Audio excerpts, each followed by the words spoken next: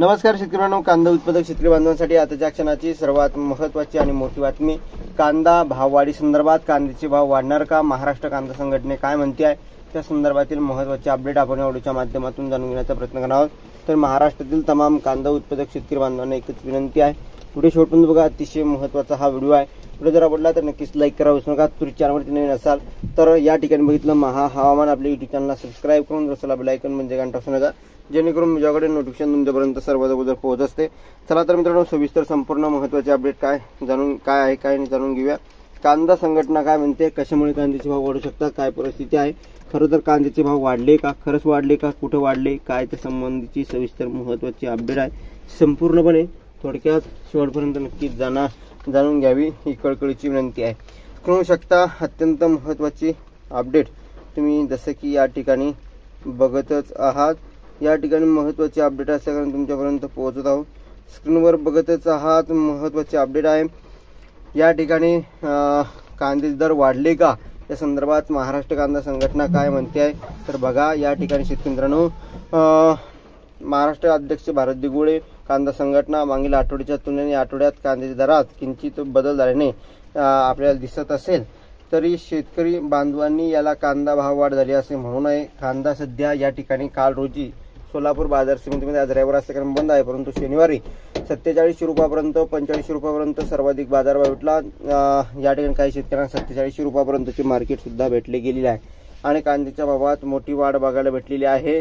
मागील वर्षी आता ही या ठिकाणी बघितलं 4000च्या वरती कांदा गेला, परंतु सर्व स्तरावरती नाही गेला, थोड्याफार शेतकऱ्यांना या ठिकाणी भेटला गेलेला आहे। आता या ठिकाणी शेतकऱ्यांना कांद्याच्या भावात मोठी वाढ झाली पाहिजे। खऱ्या अर्थानं उत्पादन खर्च वाढलेला आहे, 2 पैसे शेतकऱ्यांना मिळण्याची कायम अपेक्षा शेतकऱ्यांची राहिलेली असताना देखील हे सरकार वारंवार शेतकरी विरोधी निर्णय घेत आहे। तुम्हाला या संदर्भात काय वाटते, तुमचं मत प्रतिक्रिया मांडा। यावर्षी महाराष्ट्रासह मध्य प्रदेश, गुजरात व इतर राज्यात साठवणुकीच्या कांद्याचे उत्पादन मागील वर्षीच्या तुलनेत नक्कीच कमी आहे, परंतु देशाची गरज भागून विदेशातही निर्यात करण्याइतका कांदा आपल्याकडे उपलब्ध आहे। आता कांदा साठवणूक केलेल्या शेतकऱ्यांनी बांधवांनी आपापल्या चाळीमध्ये कांद्याची टिकाऊ क्षमता बघून अगदी थोडा करून कांदा विक्री करणे हेच कांदा विक्रीचे योग्य धोरण असल्यास आपल्यासाठी फायद्याचे ठरणार असल्याचं त्यांनी सांगितलं आहे। आता तुम्ही ठरवा, तुमचं वैयक्तिक काय मत प्रतिक्रिया आहे नक्कीच मांडा।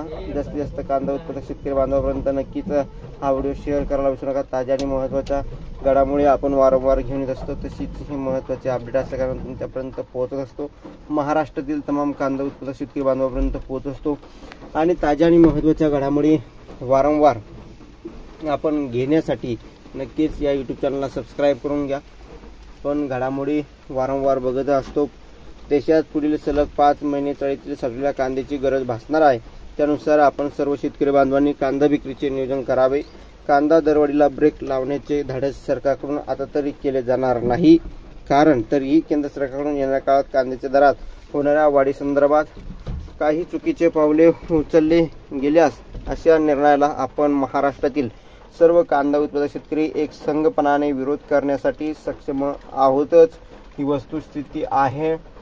तुम्हाला या संदर्भात काय वाटतंय, तुमचं मत प्रतिक्रिया नक्कीच मांडा। महाराष्ट्रातील तमाम कांदा उत्पादक शेतकरी बांधवांपर्यंत नक्कीच हा व्हिडिओ शेअर करा। महाराष्ट्रातील कांदा उत्पादक शेतकरी बांधवांपर्यंत ही बातमी पोहोचवा, जेणेकरून त्यांनाही ताजी आणि महत्त्वाची अपडेट कळेल। कांदा भावासंदर्भातील महत्त्वाचे अपडेट, महत्त्वाच्या घडामोडी आपण घेऊन येतच असतो, तशीच ही महत्त्वाची अपडेट असल्या कारणाने तुमच्यापर्यंत पोहोचली। शेअर, सबस्क्राईब आणि कमेंट्स करायला विसरू नका। तर भेटूया पुढील व्हिडिओमध्ये असेच का माहितीपूर्ण अपडेट्स तुमच्या